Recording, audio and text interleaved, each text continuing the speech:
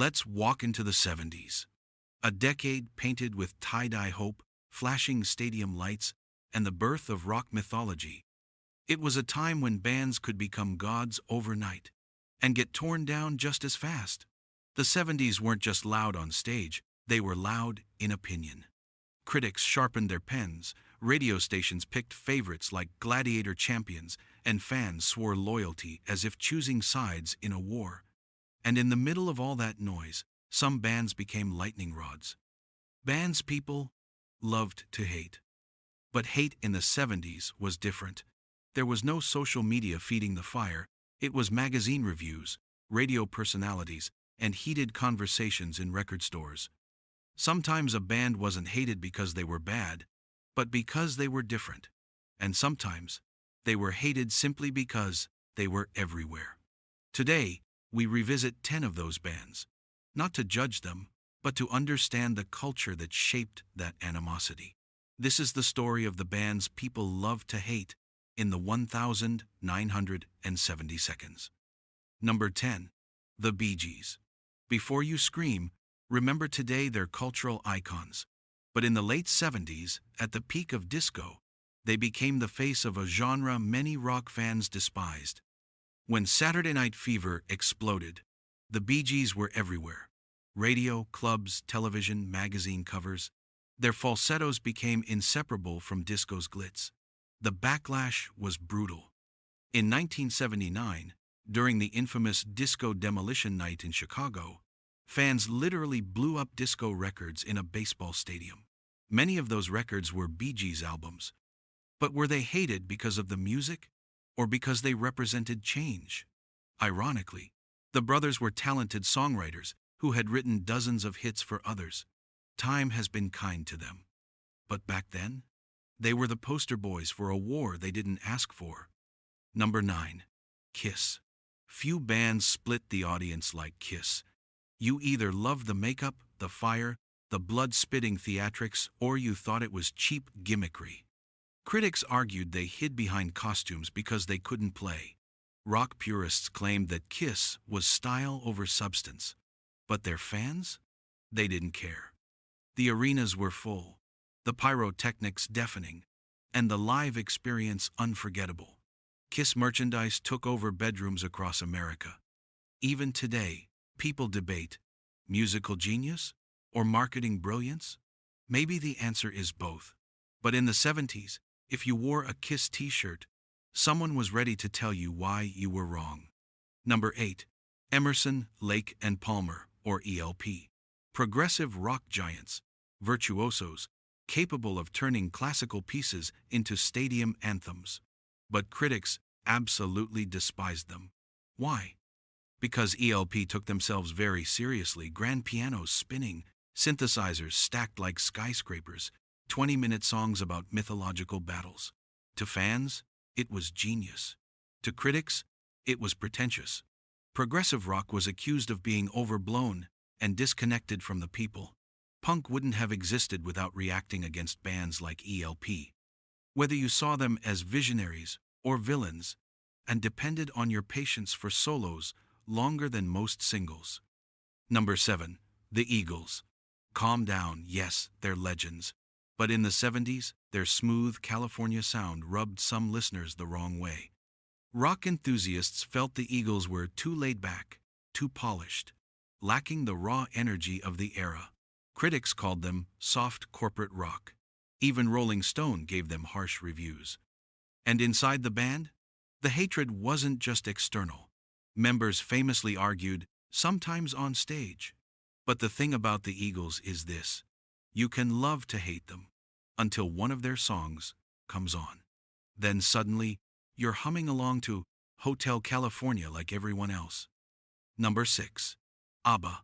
Today, ABBA is adored globally, with musicals, movies, and endless karaoke tributes.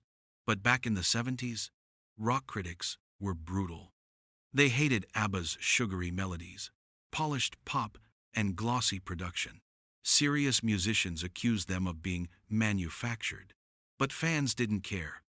Their songs burrowed into your brain for days, pure pop perfection. Critics hated them, Because ABBA made happiness look effortless, and maybe that was threatening in a decade full of bitterness and rebellion. Number 5. Disco and pop bands like The Village People. If you were a leather jacket rocker in the 70s, nothing triggered you faster than YMCA. The Village People were camp, costumes, dance routines, and infectious hooks. They represented everything rock elitists despised. They weren't pretending to be deep, they were just fun, and that was a crime to some. Looking back now, there's something beautifully innocent about that joy.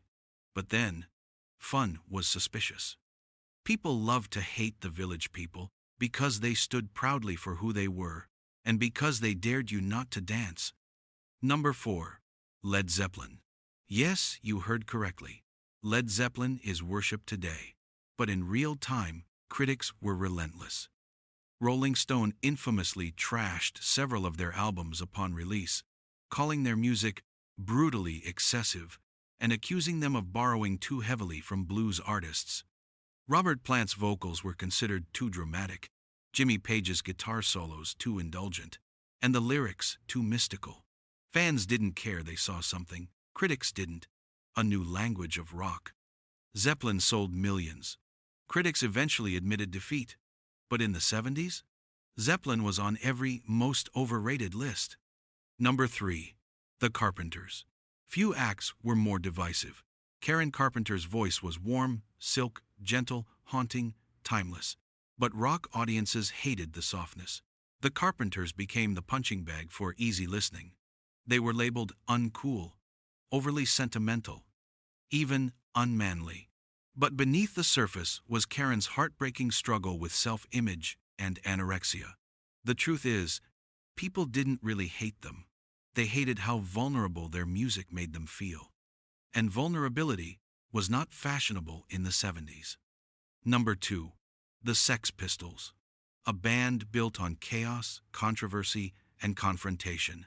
Punk's nuclear bomb. They weren't hated for being soft. They were hated for being abrasive. They spat on the establishment, mocked the Queen, and played three-chord anthems like a Molotov cocktail. Rock traditionalists couldn't stand them. But the Sex Pistols didn't want love, they wanted impact. They wanted to tear down everything bands like Emerson, Lake, and Palmer represented. Their music was a mirror held up to society's ugliness. And sometimes, people hate what they see reflected. Before number 1, let's mention a few honorable or dishonorable mentions. Journey, often dismissed by critics as arena cheese. Styx, accused of mixing rock with Broadway flair. The Bay City Rollers, teenage hysteria magnets who drove rock adults insane. Each had their moment under the fire.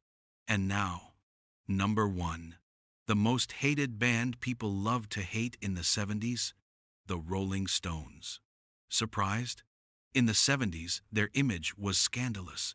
Their music was blamed for moral decay. Parents panicked when Mick strutted across television screens.